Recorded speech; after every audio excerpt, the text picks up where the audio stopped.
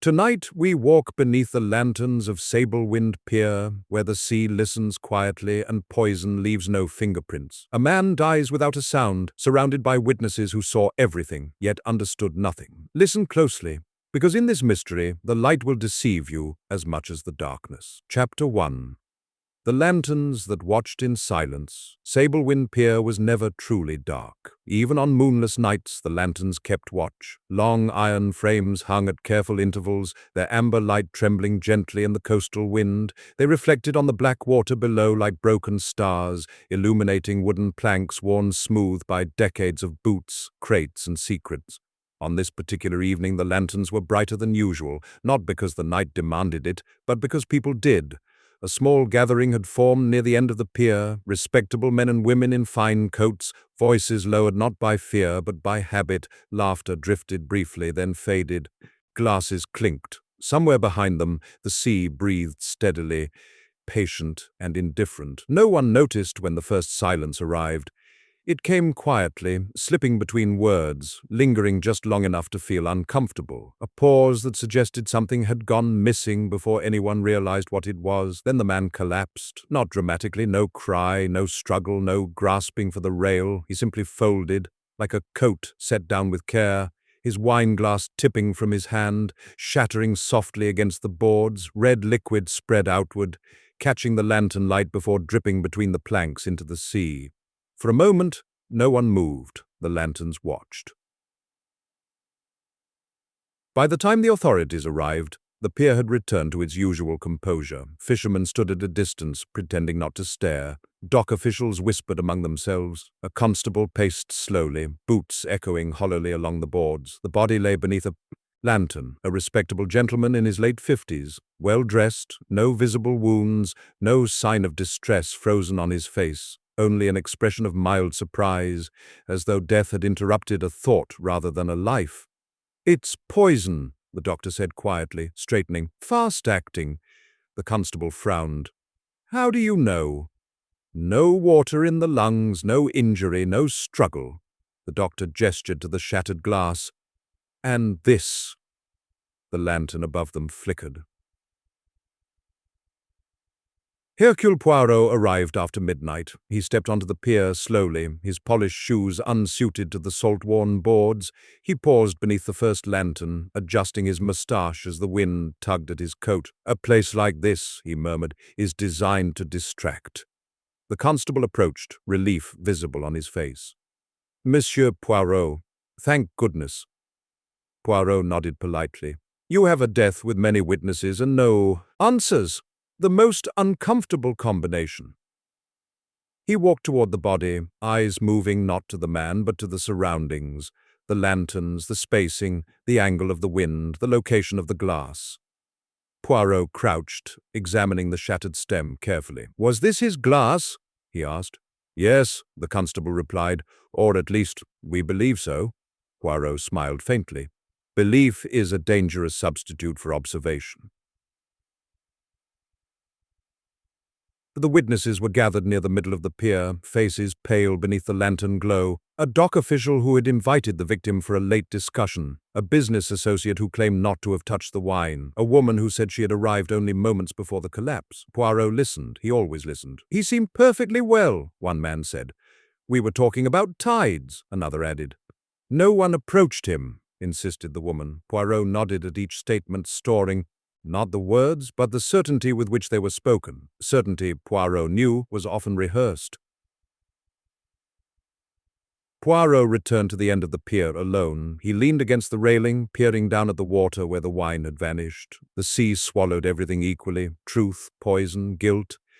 "The lanterns," he murmured, "show us what we wish to see." He looked back toward the gathering. Everyone had been visible. Everyone had been illuminated. And yet, someone had poisoned a man without being seen. Poirot straightened. "This," he said softly, "was not a crime of opportunity." He glanced up at the lantern above the body. It was a crime of patience. The wind rose slightly, causing the lanterns to sway. Shadows shifted along the pier, stretching and retreating like living things. Poirot felt it then, the familiar tightening in his chest, the knowledge that the killer had trusted the light, and that trust would be their undoing. Chapter 2. A Death Without a Struggle. A death without a struggle was never a mercy. It was a message. Morning arrived at Sablewind Pier with a pale, tired light.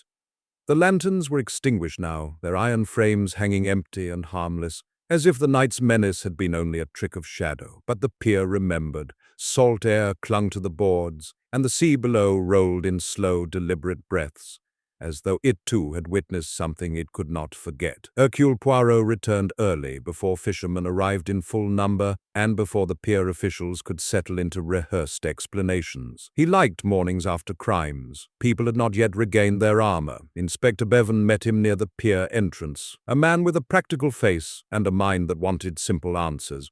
"Poison," Bevan said, leading the way. Doctor confirmed it. "Likely in the wine," Poirot nodded. "And yet there was no struggle," Bevan frowned. "Fast-acting." Poirot's eyes narrowed. "Fast-acting poison is the weapon of certainty. One does not use it unless one knows exactly who will drink." Bevan glanced at him. "Unless it's random," Poirot smiled faintly. "Random poison is a foolish gamble, Inspector, and last night's crime was not foolish." They walked further along the pier, their footsteps tapping a steady rhythm over the boards. "Who was he exactly?" Poirot asked. Bevan opened his notebook. "Mr. Malcolm Drayton, investor, some shipping interests, not local but familiar with the pier." Poirot stopped for a moment. Shipping interests and the pier. He looked out at the water, then back at the line of warehouses on shore. "A man dies here," Poirot murmured, "and the sea is asked to swallow the evidence." "Convenient." Bevan shrugged. "We found no evidence." Poirot looked at him kindly. "No, Inspector. You found no obvious evidence." The scene had been cleaned by daylight, but Poirot could still see the map of the night in his mind. The lantern's warm glow, the crowd gathered near the end, the wine-glass tipping, the quiet fall of a respectable man. Poirot crouched near the place where the body had lain. "Show me exactly," he said. "Where Mr. Drayton stood." Bevan pointed. "Under lantern 9. Poirot's eyes travelled along the pier to the iron frames. "Lantern 9. Poirot nodded. "And the others, where were they?" Bevan gestured vaguely. "Around, talking." Poirot smiled faintly. "Around is not a location. Around is an excuse."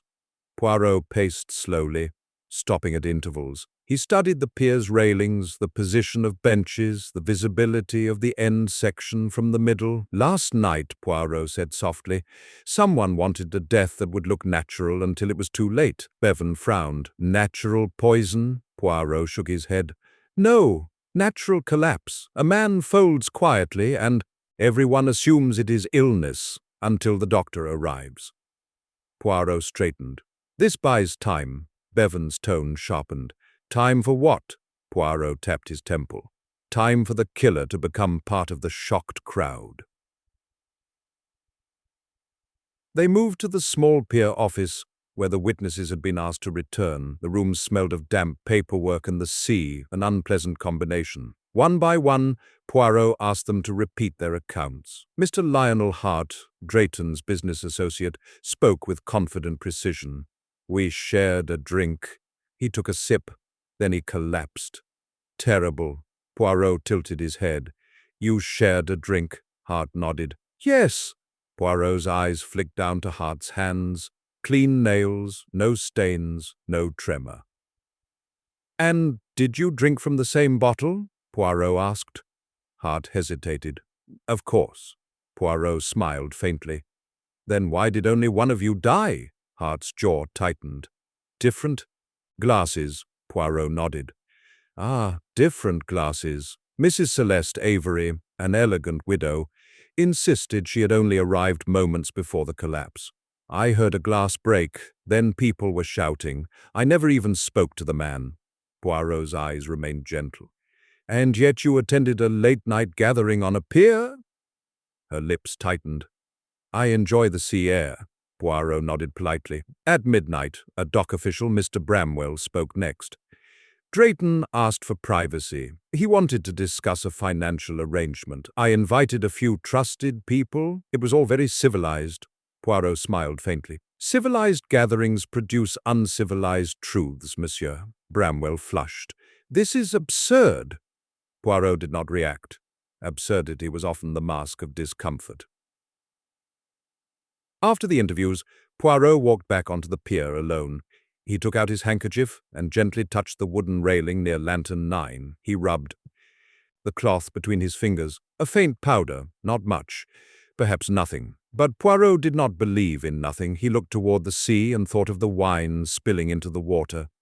He thought of poison, how it left no wound, only absence. Then he remembered something from the witness statements. Different glasses. Poirot's eyes narrowed. He returned to Inspector Bevan.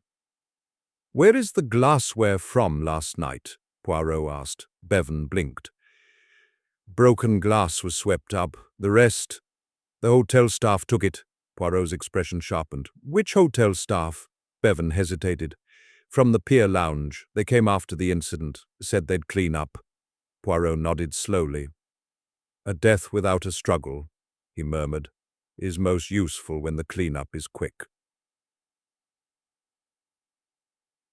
Poirot visited the pier lounge, a modest but tasteful establishment with large windows and a bar polished to impress tourists. The manager, a nervous man with a combed moustache, greeted him with forced calm. "We were only helping," the manager insisted. Poirot smiled politely. "Of course. Assistance is a habit here." Poirot leaned closer. "Tell me, did your staff provide the wine at the pier itself?" The manager hesitated. "Yes, Mr. Drayton requested it." Poirot's eyes gleamed. "And who poured it?" "A waiter, Thomas Wick." Poirot nodded. "Where is Thomas Wick?" The manager swallowed. "Not here today. He called in sick." Poirot's gaze remained calm but colder now. "Ah," he said softly. "How unfortunate." Inspector Bevan's expression darkened. "You think the waiter—" Poirot raised a hand gently. "No, Inspector. I think the waiter is either frightened or replaced." Bevan frowned. "Replaced by whom?" Poirot's eyes moved toward the pier again, toward Lantern 9, where the death had occurred. "By the person who ensured there would be no struggle," Poirot murmured, "and no witness who could describe the hand that served the poison." Poirot requested the wine bottle from the lounge. The manager retrieved it reluctantly. Poirot examined the cork, the neck, the rim. "Wine," Poirot said softly, "is a beautiful vehicle for poison. It masks taste, it masks scent, and it offers an elegant excuse for collapse." Bevan frowned. "Can the lab confirm?" Poirot nodded. "Yes, but I do not need the lab to confirm what the killer already knows." Poirot handed the bottle back. "The question," Poirot continued, "is not whether the wine was poisoned." Bevan stared. "Then what is the question?" Poirot's moustache twitched. "Why the pier?" Poirot said. "Why under lantern light? Why in a place where shadows move and the sea consumes?" Poirot turned slowly, scanning the pier from end to end. "Because the killer wanted two things," he said calmly. "A public death and a private truth." Bevan frowned. "Private truth," Poirot nodded. "Something exchanged, something witnessed, something that needed to end with Mr. Drayton silent." A gust of wind swept across the pier, lifting fine mist from the water. Poirot stared down through the gaps in the boards. "And perhaps," he murmured, "something that needed to be thrown into the sea." Bevan's face tightened. "You think evidence was dumped?" Poirot smiled faintly. "I think the sea was part of the plan." As they prepared to leave, a fisherman approached timidly. "Excuse me," the man said. "I saw something last night." Bevan stiffened. "Why didn't you say earlier?" The fisherman glanced nervously at the pier office. "Because folk don't like trouble here." Poirot stepped closer, gentle. "Tell me, mon ami, what did you see?" The fisherman swallowed. "A lantern went out," he said. "Just for a moment.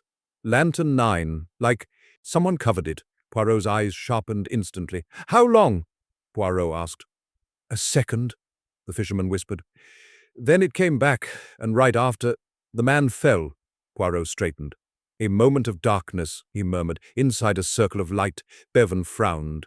"So?" Poirot's voice was calm but certain. "So," he said, "the poison was not the only weapon." Poirot looked out at the sea again. The killer needed one heartbeat of shadow to do what lantern light would not allow. Chapter 3. The glass that shouldn't have been there. The most dangerous objects were the ones that looked ordinary. A wine glass was nothing. A delicate stem, a shallow bowl, a rim that caught lantern light like a thin silver smile. It belonged to celebration, to civility, to the kind of evening where respectable people spoke quietly and pretended the sea could wash away whatever they chose not to admit. And yet last night a wine glass had carried death. Hercule Poirot returned to Sablewind Pier just before sunset, when the world began to grow theatrical again. Lanterns were not yet lit, but the sky itself was fading into bruised purple. The sea below was calm, in the deceptive way that promised it could change without warning. Inspector Bevan met him near Lantern 9, eyes tired, voice practical. "The lab confirmed traces of poison in the spilled wine," Bevan said. "Fast-acting, very refined." Poirot nodded. "Refined poison for refined company," Bevan grimaced. "We've questioned the lounge staff again. Thomas Wick, the waiter, still missing." Poirot's moustache twitched. "Missing men are rarely comfortable, Inspector. They are either hunted or hidden." Bevan stared toward the pier end. "You think he's involved?" Poirot shook his head gently. "I think he is useful to someone." Poirot looked down at the boards where the glass had shattered. "And I think," he added softly, "we have not yet found the most useful object." The fisherman's detail, the lantern going dark for a heartbeat, had stayed with Poirot all day, not because it was dramatic, but because it was precise. 1 second, 1 moment of shadow, a deliberate interruption in a place designed to be visible. Poirot walked slowly, counting lanterns again. 1, 2, 3. At lantern 9, he stopped. The iron frame was sturdy, the glass casing clean, the wick mechanism well maintained, too well. Poirot looked up at the lantern and then at the railing directly beneath it, a faint scratch, not in the wood, on the iron bracket, as if something had been hooked, lifted, removed, then replaced. Poirot smiled faintly. "Inspector," he said, "tell me, who is responsible for lighting the lanterns?" Bevan frowned. "Pier maintenance, Mr. Hargreaves." Poirot nodded. "Then I wish to speak with Mr. Hargreaves immediately." Mr. Hargreaves arrived reluctantly, an older man with salt-stiff hair and a defensive posture. "I've kept those lanterns running for 20 years, he insisted. "They don't just go out." Poirot's voice was calm. "No, monsieur, they are made not to." Hargreaves frowned. "Then why are you implying—" Poirot lifted a hand politely. "I am not implying, I am asking." Poirot pointed to the bracket.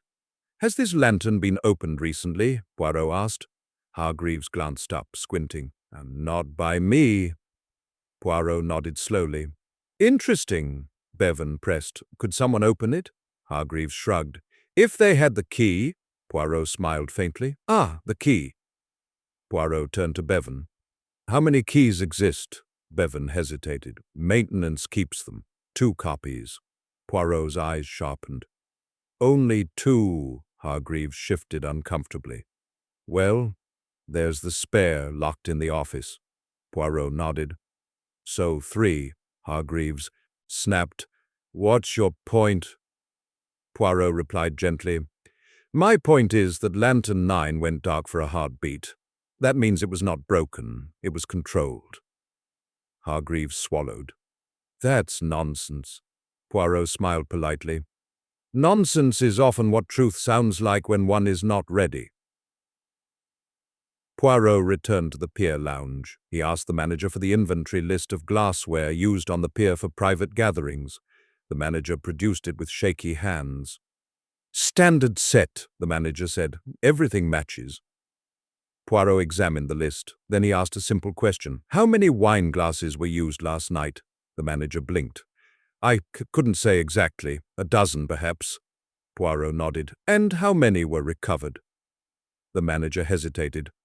"1 shattered, the rest were collected." Poirot smiled faintly.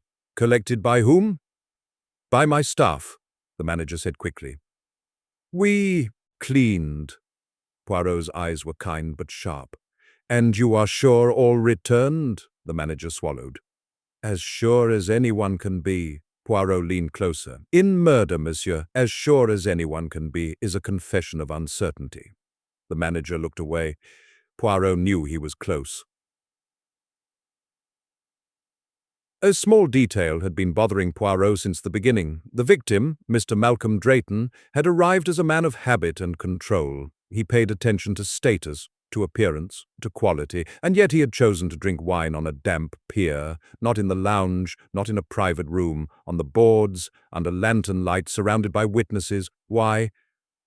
Poirot spoke the thought aloud to Inspector Bevan. He did not come to drink, Poirot said. He came to meet. Bevan frowned. Meet whom? Poirot replied softly. Someone he did not wish to meet indoors. Bevan stared. Why would that matter? Poirot's eyes moved toward the sea. Because indoors there are walls, Poirot said. And walls remember words, Bevan muttered. That's poetic. Poirot smiled faintly. It is practical. Poirot requested to inspect the pier's office trash bin. Bevan looked disgusted. Really? Poirot nodded. Yes. They found little at first, paper scraps, receipts, a torn note too wet to read. Then Poirot found something that made his eyes brighten. A small paper ring, the kind used around a bottleneck, not from the pier lounge, from a premium supplier in London. Poirot held it up. This, he said softly, is not local. Bevan frowned. Meaning? Poirot replied, meaning someone brought the bottle, perhaps even the glass with them.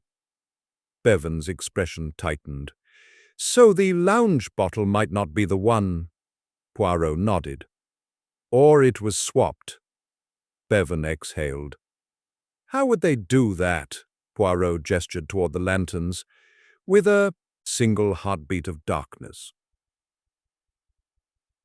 Poirot gathered the witnesses again, briefly, casually, under the pretense of clarifying timelines. He asked each one a question. What were you holding when the lantern went dark? Mr. Lionel Hart. My cigarette case, Mrs. Celeste Avery. My shawl, Mr. Bramwell. My notebook. Poirot nodded, then asked, And Mr. Drayton? They hesitated. I don't know, Hart said too quickly. Poirot watched Hart's eyes flick. Actually, Mrs. Avery added softly. He raised his glass. Poirot turned to her. Raised it? She nodded, as if to toast someone. Poirot's eyes narrowed. A toast, he murmured, requires an audience.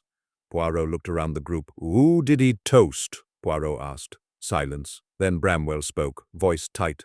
No one. Poirot smiled faintly. Ah, he said softly. The guest who wasn't there has returned. As dusk arrived, lanterns were lit again. One by one, warm amber circles appeared along the pier like watchful eyes. Poirot stood beneath lantern 9. He watched the light gather, settle, and glow. Then he did something unexpected. He extinguished it. Bevan snapped, What are you doing? Poirot held up a small tool he had borrowed from maintenance. Testing, Poirot said calmly. For one heartbeat, the pier was darker. Not fully dark. Moonlight remained, distant and cold. But the lantern's circle of visibility broke. Poirot turned it back on. There, Poirot said softly. One heartbeat is enough. Bevan frowned. Enough for what? Poirot looked at him. Enough, Poirot said, to exchange a glass. Bevan stared. You think someone swapped Drayton's glass in that second? Poirot nodded. Yes, one glass already prepared. One glass removed. Bevan shook his head. That's impossible. Poirot smiled. Gently. Impossible, he said, is simply what we call a plan executed well. Poirot looked down between the pier boards where the spilled wine had vanished into sea darkness. The glass that shouldn't have been there, Poirot murmured, was not accidental. He turned slowly toward the pier entrance. Now we must ask, Poirot said, who had the skill to do it, and who had the reason to arrange death under lantern light? Chapter 4. Secrets Beneath the Pier Boards. Sablewind Pier revealed its secrets reluctantly. It had been built to endure salt, storms, and time, but not scrutiny. Its beauty lay in what it concealed, the dark water beneath, the echoing hollow between planks, the way sound traveled strangely when the tide was low. The pier was not merely a walkway into the sea, it was a container, and containers, Poirot knew, were made to hold things people wished to forget. The tide was retreating when Poirot returned that afternoon. The sea pulled away from the pier in slow, sucking breaths, exposing blackened support beams, slick with algae and years of accumulation. The air smelled sharper now, less romantic, more honest. Inspector Bevan followed him cautiously. "You're certain we should be down here?" Bevan asked, peering between the boards. Poirot nodded. "When people choose a pier for murder, Inspector, they are relying on gravity and water to complete their work." Bevan grimaced. "You think evidence fell through the gaps?" Poirot smiled faintly. "Or was placed there deliberately?" Poirot knelt and examined the boards near Lantern 9. They were old but well-maintained, recently cleaned, in fact. Too recently. "Notice," Poirot said, tapping the wood with his knuckle, "how this section is cleaner than the rest." Bevan frowned. "High-foot traffic." Poirot shook his head gently. "No, high attention." Poirot slipped a thin metal probe between two boards and gently pried them apart. Something resisted, then gave. A folded scrap of cloth emerged, darkened and stiff. Poirot lifted it carefully. Bevan's eyes widened. "A napkin," Poirot nodded. "From the pier lounge. Linen. Expensive." Bevan frowned. "Why hide a napkin under the boards?" Poirot sniffed it lightly, then closed his eyes. "Because," Poirot said softly, "it was used." Bevan grimaced. "To wipe poison?" Poirot nodded. "Or a glass? Or a hand?" Poirot placed the napkin in an evidence bag. "Someone cleaned themselves," he continued, "then hid the proof where they believed the sea would finish the job." The tide had exposed more. Poirot gestured for Bevan to follow him down the narrow maintenance steps beneath the pier. The space below was dim, the air thick with salt and rot. Wooden pylons rose like blackened columns, barnacles clinging stubbornly to their sides. Poirot moved slowly, methodically. "Look here," he said, pointing to a beam directly beneath Lantern 9, a faint smear, almost invisible. "Wine?" Bevan asked. Poirot shook his head. "Too dark." He touched it with a gloved finger. "Blood," Poirot said quietly. Bevan stiffened. "But there were no wounds." Poirot nodded. "Which means the blood was not from the victim."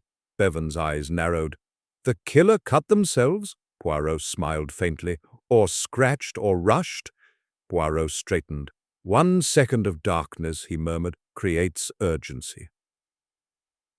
They returned topside as clouds rolled in, dimming the afternoon light. The pier began to feel enclosed despite its openness. Poirot requested that the witnesses return again, this time not to speak but to stand. He positioned them exactly as they claimed to have been during the incident. Mr. Hart near the railing, Mrs. Avery slightly behind, Mr. Bramwell closer to the pier office. Poirot observed silently. "Now," Poirot said gently, "I will ask only one thing." He extinguished Lantern 9 again, just for a heartbeat. When the light returned, Poirot's eyes were already fixed on Mr. Hart. "Your hand," Poirot said calmly. "It moved." Hart flushed. I flinched." Poirot nodded. "Yes, people do." Poirot turned to Mrs. Avery. "Yours did not." She stiffened. "I didn't move." Poirot smiled faintly. "No, because you were expecting the darkness." Bevan's head snapped toward her. "What?" Mrs. Avery's composure cracked, just slightly. Poirot continued softly. "In that second, someone needed to act without surprise." Poirot stepped closer. "And surprise is the enemy of precision." Mrs. Avery recovered quickly. "This is ridiculous." Poirot nodded politely. "Ridiculousness often protects the guilty." Poirot turned instead to Mr. Bramwell. "You were invited to this meeting." "Monsieur," Poirot said. "Why?" Bramwell hesitated. "Because I manage pier contracts." Poirot nodded. "And Mr. Drayton was investing." Bramwell swallowed. "Yes." Poirot's voice softened. "What was the real dispute?" Bramwell looked away. "There was just disagreement." Poirot pressed gently. "About ownership." Bramwell's jaw tightened. "About control." Poirot nodded. "And perhaps about something beneath the pier." Bramwell stiffened. Poirot watched him closely. "Smuggling," Poirot said calmly. Hidden transfers using the tide. The pier is perfect for it. Bevan stared. You're saying this pier? Poirot raised a hand. I am saying someone did not want Mr. Drayton speaking. Poirot turned to Mrs. Avery again. You arrived late, Poirot said. Yet you knew exactly where to stand. Mrs. Avery snapped. I've been here before. Poirot nodded. Yes, often. Poirot stepped back. You did not poison the wine, said calmly. That required preparation. Mrs. Avery froze. Poirot continued. You did not light or extinguish the lantern. She swallowed. But you were positioned perfectly, Poirot finished, to exchange the glass. The silence was heavy now. The seas slapped gently beneath the boards. Poirot's voice was gentle, almost kind. 1 second, he said. That is all you needed. Mrs. Avery's voice trembled. You can't prove it. Poirot smiled faintly. Not yet. Poirot turned to Bevan. Bring the waiter, Poirot said. Thomas Wick. Bevan frowned. He's missing? Poirot nodded. Not missing. Waiting. Poirot glanced toward the pier lounge. He was paid to prepare the glass, Poirot said calmly, but not to serve it. Bevan's eyes widened. So the killer, Poirot nodded, brought the prepared glass, used the darkness, hid the cloth, cut themselves. Poirot gestured beneath the pier and trusted the sea. As they prepared to leave, Poirot lingered a moment longer. He looked down through the boards at the water below. The pier, Poirot murmured, was chosen because it does not judge. He straightened. But people do. Poirot adjusted his moustache. And now, he said softly, the killer knows that the pier has spoken. Chapter 5. Poison chosen with patience. Poison was never chosen in haste. It demanded forethought, restraint, and above all, confidence. Confidence that the victim would drink, confidence that no one would notice, confidence that when the moment arrived, there would be no second chance required. Hercule Poirot stood at the far end of Sablewind Pier, watching the tide return. The sea crept back beneath the boards, reclaiming shadows, erasing evidence that had already been missed once. The pier resumed its performance of innocence as though it had not conspired in murder. Only hours earlier, Inspector Bevan joined him, arms folded. You're certain Mrs. Avery didn't poison the wine herself? Bevan asked. Poirot nodded. Absolutely, Bevan frowned. Then why risk so much to swap the glass? Poirot smiled faintly. Because preparation and execution are not always performed by the same hand. Poirot returned to the pier lounge later that afternoon. The manager hovered anxiously as Poirot examined the bar area, his eyes drawn not to the bottles on display but to those not displayed. Premium vintages were kept below the counter, reserved for special clients. Mr. Drayton had been such a client. Which wine did Mr. Drayton request? Poirot asked. The manager consulted a ledger. A private label Bordeaux? Imported. Poirot nodded. And who ordered it? Mr. Bramwell, the manager said quietly, on behalf of the pier. Poirot smiled faintly. So the bottle was chosen for him, but not by him. Poirot examined the corkscrew set, the cloths, the trays. Poison, Poirot said softly, is rarely added at the last moment. It prefers privacy. The manager swallowed. Are you suggesting... Poirot interrupted gently. I am suggesting the poison was introduced before the bottle ever reached the pier. Thomas Wick did not arrive voluntarily. Inspector Bevan's officers found him at a boarding house inland, pale and shaking, his belongings already packed as if he had been expecting the knock. He broke quickly. I didn't kill anyone, Wick insisted, hands trembling. I swear it. Poirot nodded. No, you prepared a glass. Wick collapsed into a chair. They paid me. Poirot's voice was calm. Who? Wick shook his head frantically. I never saw his face. The money came through Bramwell's office. Instructions only? Poirot leaned forward. Instructions to do what? Precisely, Wick swallowed. I was told to prepare a glass separately, clean, new, to coat the rim. Bevan stiffened. The rim? Wick nodded miserably. So it would act fast, no swallowing needed. Poirot closed his eyes briefly. A kiss of death, he murmured. Poirot questioned Wick gently, patiently. When did you prepare the glass? The afternoon before, Wick replied. In the lounge. I used gloves. Was told to hide it. Poirot nodded. Where? Wick hesitated. In the lantern housing. Bevan snapped. What? Wick nodded. Lantern 9. There's space inside. I was told it would stay warm, dry. Poirot smiled faintly. Of course. Lantern 9 again, Poirot continued. And the poison? Wick's voice dropped. Already supplied. Odorless, colorless. Poirot asked quietly. Did you know who it was meant for? Wick shook his head. But I guessed. Poirot nodded. Yes, you always do.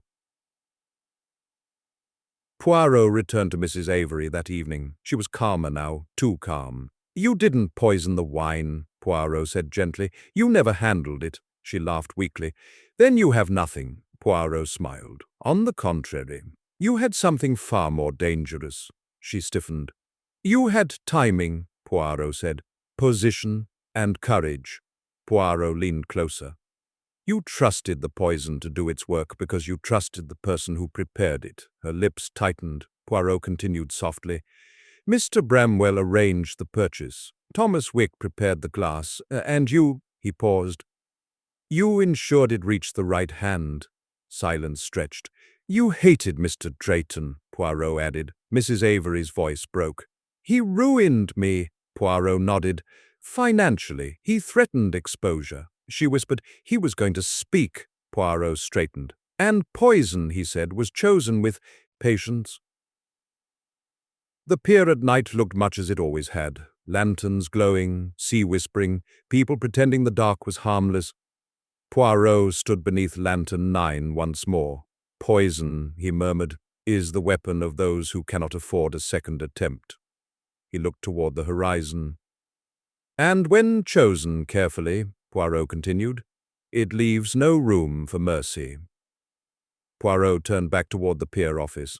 But patience, he added softly, always leaves traces. Chapter 6. The tide that changed everything, the sea was returning. It crept beneath Sablewind Pier with the slow inevitability of a thought that refused to be ignored. Water lapped against the pylons, swallowing the dark spaces where secrets had rested only hours before. What the tide erased, it also rearranged, and Poirot had learned long ago that rearrangement often revealed more than preservation. Hercule Poirot stood near lantern 9, watching the water rise through the gaps in the boards. Inspector Bevan joined him, coat collar turned up against the wind. The tide will cover everything you found under there, Bevan said. Poirot nodded. Yes, which is why it was placed there in the first place. Bevan frowned. You're saying the killer relied on the tide? Poirot smiled faintly. Relied upon it, and underestimated it. The discovery that changed the direction of the case arrived not with drama, but with routine. A harbour worker approached Bevan mid-morning, holding a small weathered object wrapped in oilcloth. Found this tangled near the pilings, the man said. Thought it might matter. Bevan unwrapped it carefully. A pocket watch, its glass cracked, its chain twisted. Salt water beading on the metal. Poirot's eyes sharpened. May I? He took the watch gently, turning it over. The back was engraved. M.D. Poirot nodded. Mr. Drayton's, Bevan stared. He wasn't wearing a watch when the body was found, Poirot replied softly. Then it was removed. Bevan's jaw tightened. Why take it, then dump it? Poirot's gaze moved to the tide. Because time mattered. They examined the watch more closely back in the pier office. The time had stopped at 11:58 p.m. Poirot's moustache twitched. 2 minutes before midnight, he murmured. Bevan frowned. So? Poirot looked up. So the poison did not kill him instantly. Bevan stiffened. But the doctor said, Poirot raised a hand gently, fast acting does not mean immediate. It means predictable. Poirot leaned back. Mr. Drayton was poisoned, yes, but he did not collapse the instant he sipped. Bevan's eyes widened. Meaning he moved, Poirot nodded. And in moving, he discovered something. Poirot returned to the pier with the watch. He walked, slowly recreating the final minutes. Mr. Drayton raises the glass. Lantern 9 goes dark for one heartbeat. The glass is swapped. He drinks. Poirot paced 10 steps, 20, 30. Then he stopped. "Inspector," Poirot said quietly, "stand where Mrs. Avery claimed to be." Bevan did. Poirot stood where Mr. Drayton would have moved if he felt unwell but not yet helpless. Here the boards were slightly looser. Here the railing dipped. Here the sea was closest. Poirot crouched and examined the edge. A faint scuff on the wood. Not a fall. A lean. "He came here," Poirot said softly. "To steady himself," Bevan swallowed. "And someone followed," Poirot nodded. "Or waited." They called Mrs. Avery back. She arrived composed, dressed carefully, grief arranged like an accessory. Poirot noted the watch immediately, new, elegant, conspicuously worn. "You have replaced something," Poirot said gently. She stiffened. "I beg your pardon?" Poirot gestured toward her wrist. "You favor watches." Her smile faltered. Poirot continued calmly. Mr. Drayton reached for help, not loudly, not dramatically. He trusted discretion. Bevan added, "He dropped his watch into the sea." Poirot corrected him. "No, someone removed it." Poirot met Mrs. Avery's gaze. "Because it told time." Silence thickened. Poirot leaned forward. "You waited for the poison to begin its work. Then you followed him to ensure there would be no second chance." Mrs. Avery's breath quickened. "You can't prove that." Poirot nodded. "Not alone." Thomas Wick's testimony returned to haunt the room. The prepared glass, the lantern housing, the instruction to wait for darkness, but the poison had not finished the job quickly enough. Poirot spoke softly. "You were meant only to exchange the glass, but when the victim moved, when the tide of the moment changed, you adapted." Mrs. Avery's voice shook. "I panicked." Poirot nodded. "Yes, and panic leaves fingerprints." Bevan produced a photograph, a faint smear beneath the pier. "A trace of blood not belonging to the victim," Poirot added gently. "You cut yourself on the railing when you leaned too far." Mrs. Avery collapsed into the chair. "I didn't mean to push him," she whispered. "He slipped." Poirot closed his eyes briefly. "The sea," he said softly, "does not distinguish between accident and intention." As the tide reached its peak that evening, Poirot returned the watch to the pier. He held it over the railing for a moment, listening to the waves. "Time," Poirot murmured, "is always the final witness." He handed the watch to Bevan. "Evidence," Poirot said.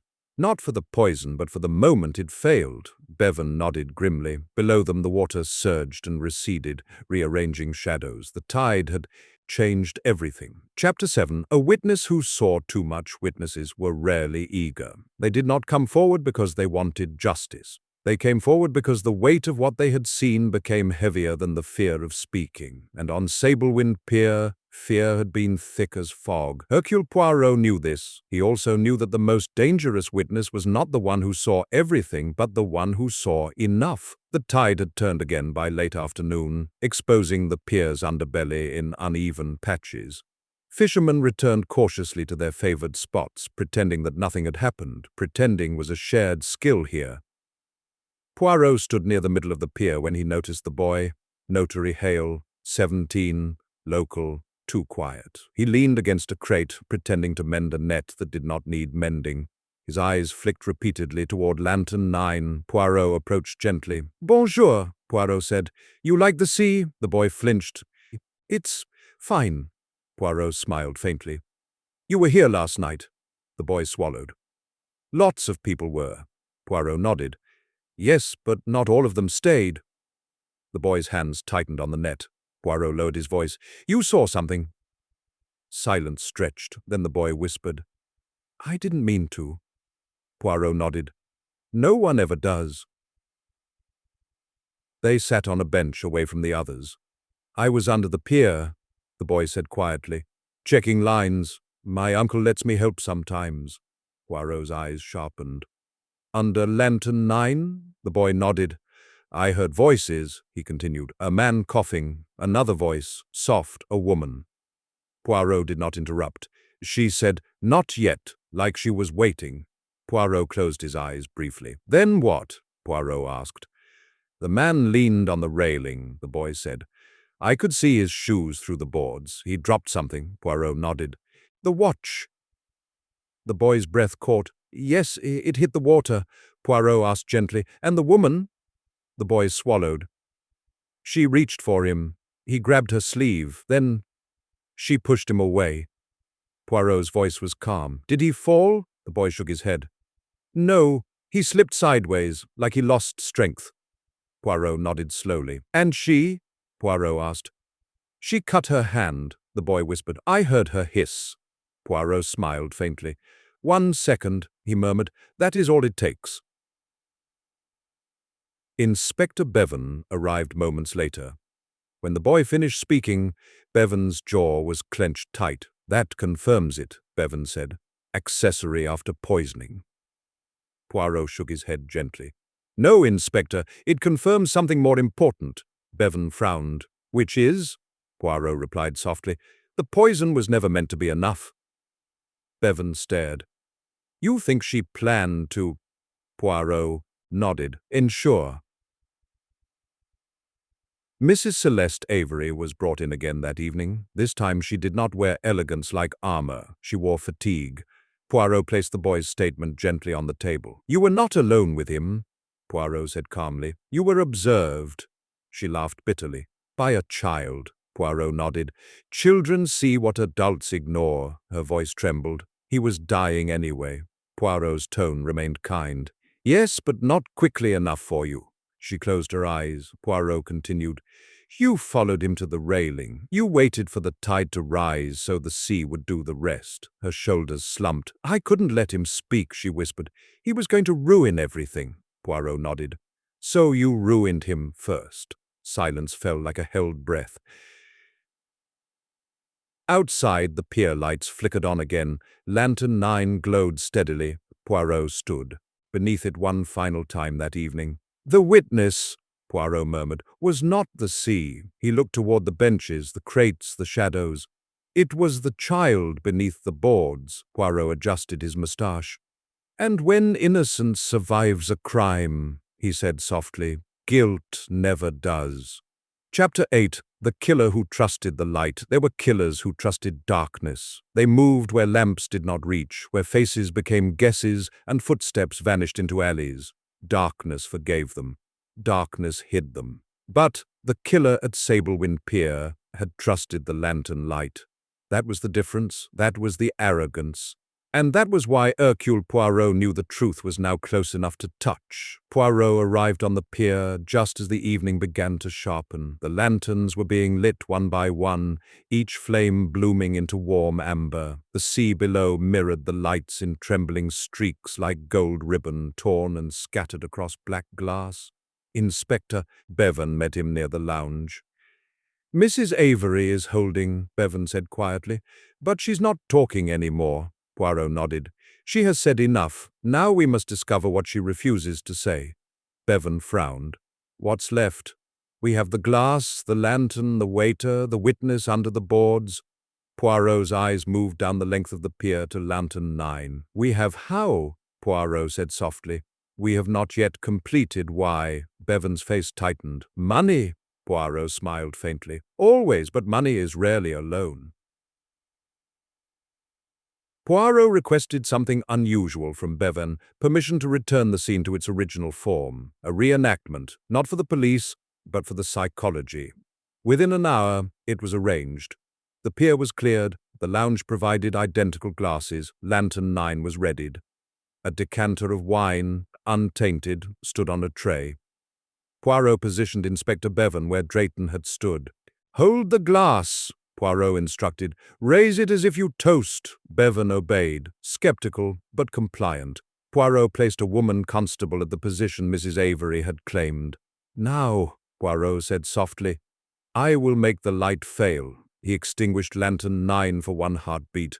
When it returned, Poirot watched not the constable, but Bevan's hands. Bevan frowned. "What?" Poirot gestured. "You instinctively tightened your grip." Bevan blinked. "So?" Poirot smiled faintly. So, if you were the target, you would not casually accept a new glass placed into your hand. Bevan's expression shifted. You're saying the swap couldn't be, Poirot nodded. Not placed into his hand, Bevan stared. Then how? Poirot stepped closer. The glass was swapped, Poirot said calmly, by swapping the tray. Bevan's eyebrows rose. The tray? Poirot nodded, eyes bright with certainty. Oh, waiter! Brings a tray, Poirot explained. Guests accept what is offered without examining the details. When the lantern goes dark, the tray shifts. One glass becomes another. The victim believes he is holding the same thing. Bevan exhaled. That's cleaner. Poirot smiled. And it requires only one more person. Bevan's face tightened. Bramwell. Poirot nodded slowly. Or someone with authority over the service. Poirot walked to the pier office and opened the door without knocking. Mr. Bramwell looked up sharply from his desk. Poirot smiled politely. Bonsoir, monsieur. Bramwell's jaw tightened. This is harassment. Poirot nodded. It is investigation. Poirot set one item on the desk, a small brass hook, pulled from beneath the pier earlier that day, caught in algae and rope. Bramwell stared at it. Poirot's voice remained calm. This hook belongs to a serving tray. Bramwell's lips parted, then closed again. Poirot leaned forward. It was torn off during urgency, when the lantern went dark and someone moved too quickly. Bevan stepped in behind Poirot, voice firm. Where's the missing tray, Bramwell? Bramwell's face reddened. There is no missing tray. Poirot smiled faintly. There is always a missing object, monsieur. That is how we know where to look.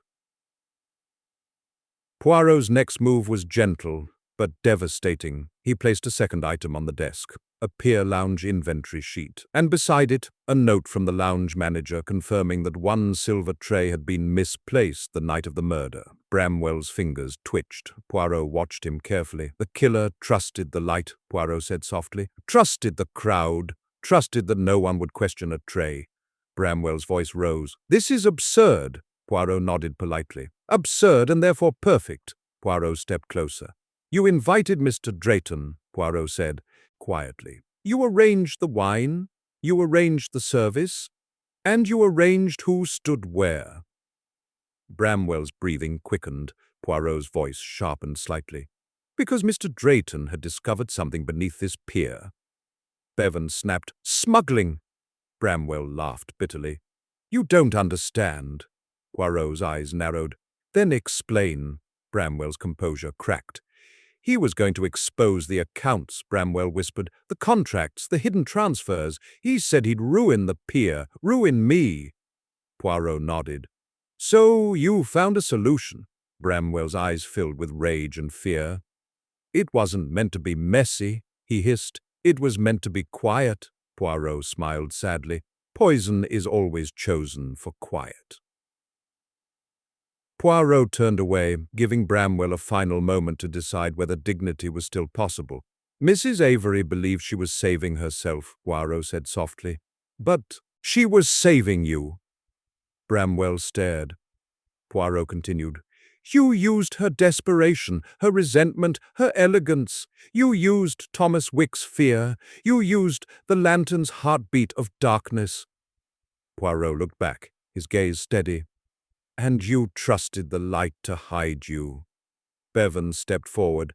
You're under arrest, Bramwell. Bramwell sagged, as though the lanterns themselves had gone out inside him. Later that night, Poirot stood alone beneath Lantern 9. The light burned steadily now, harmless and honest. He looked down at the sea. The killer trusted the light, Poirot murmured, because light makes people complacent. Poirot adjusted his moustache. But light, he said softly, also makes things visible eventually. Chapter 9, Poirot breaks the lantern illusion. Illusions survived on agreement, as long as everyone agreed to see the same thing, to accept the same comforting picture. The illusion held. At Sablewind Pier, the lanterns had done their work faithfully for years.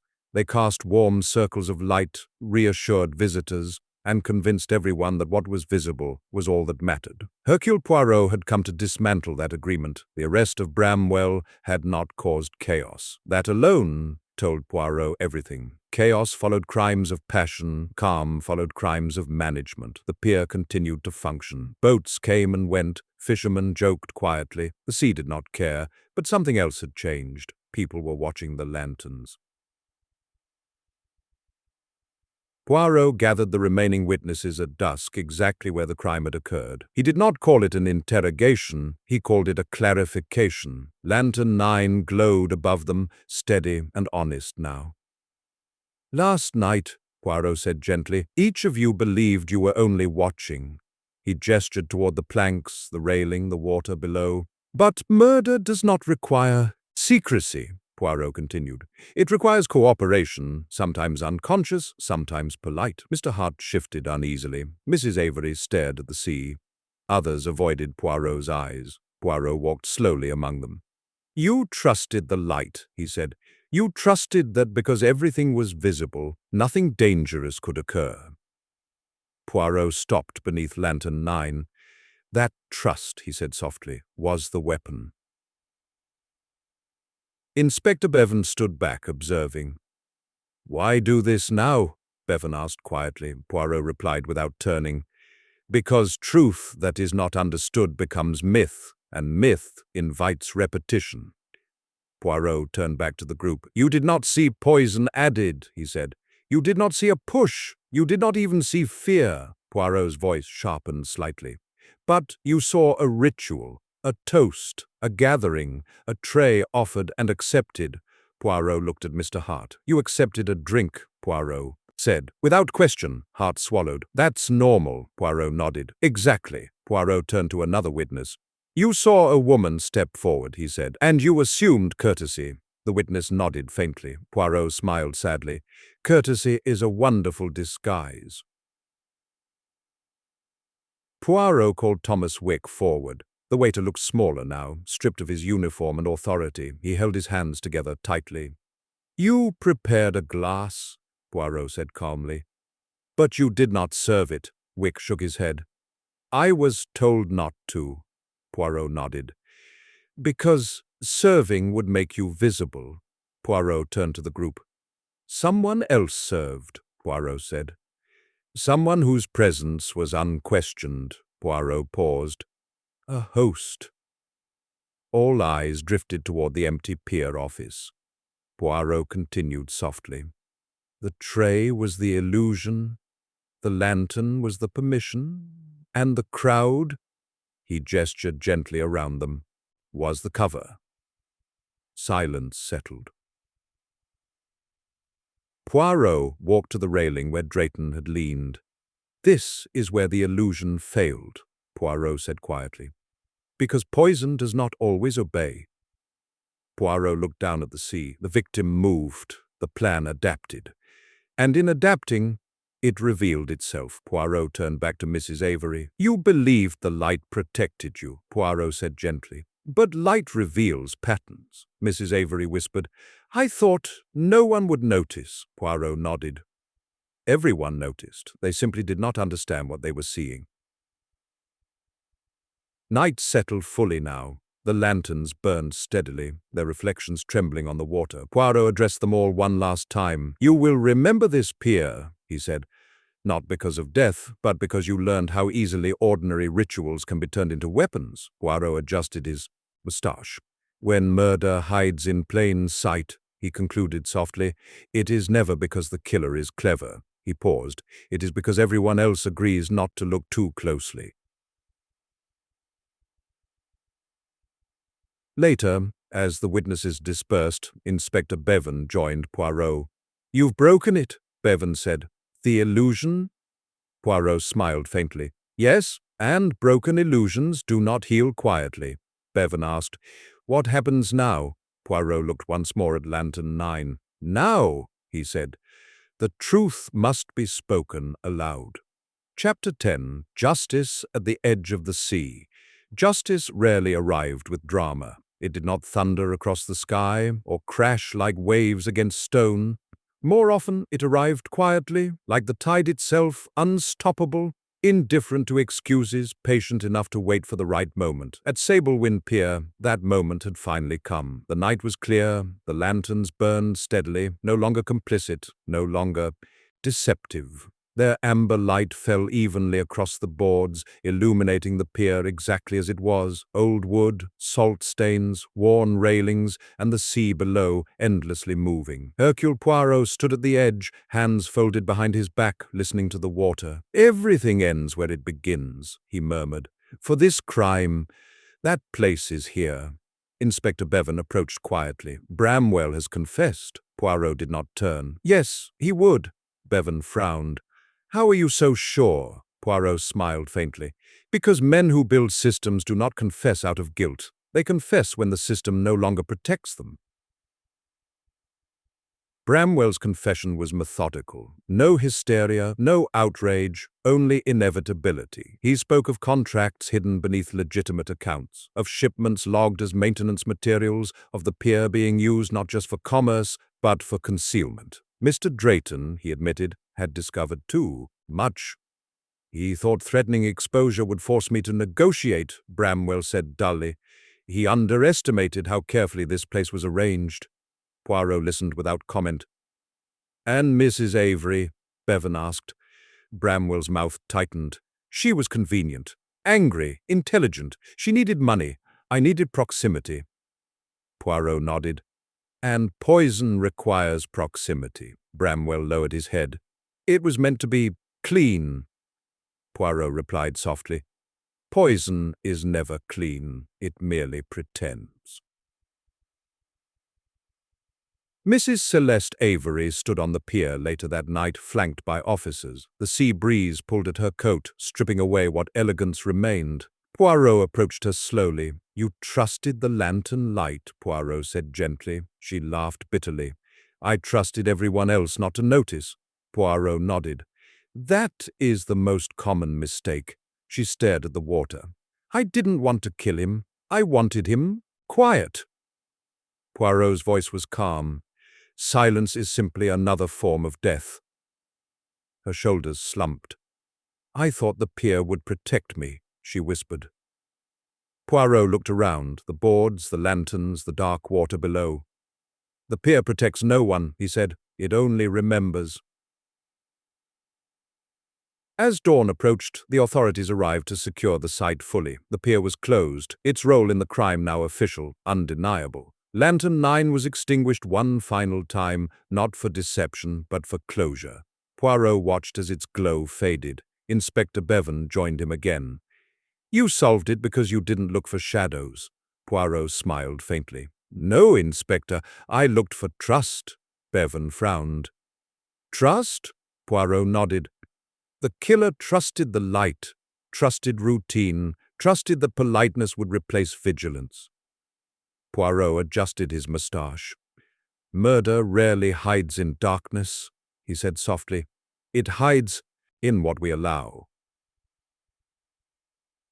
The sea continued its endless work, waves brushing the pier's supports, as if to erase nothing at all. Evidence would be catalogued, confessions recorded, trials scheduled, but the pier would never be the same. Poirot took one last look down its length. Here, a man had raised a glass. Here, a lantern had flickered. Here, patience had become poison. Poirot turned away.